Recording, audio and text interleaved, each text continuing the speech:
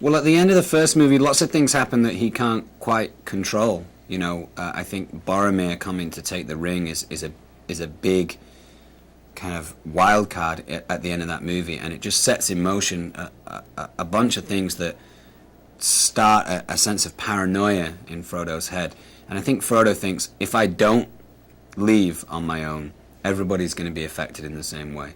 Aragorn's going to ultimately come to me and ask for the ring, and in the way that Galadriel tempted with him that she could, and maybe Gandalf will try it, and maybe one of the hobbits will try it. And I think that Frodo is aware of the weight of the ring. He's been carrying it for a while now, that he thinks, I have to go do this on my own. This is something that I have to shoulder because I made the choice.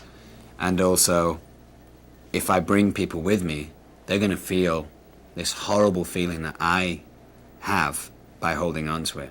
And he just wants it to be him. There was this thing that came out when Return of the King was being reviewed a lot, where they talk about, there's so many endings. There's an ending for Aragorn, and there's an ending for Legolas, and there's an ending for the hobbits, and then there's an ending for Gandalf and Frodo. But I always had a hard time with that, because not only do we need a specific ending for each character because they're so key and we've been with them for so long, but it's important, it's very important. And especially for Frodo, you would hope that at the end of his mission that he is content, that he is okay in the Shire, that life is rolling on and he's going to have an okay life. But that's not the case. He's been through so much, and hobbits aren't supposed to see what he has seen.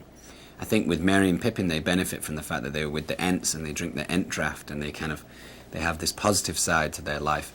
And Sam, I think, was holding on to Frodo for so long that he took a little bit of the storm, but also protected himself too.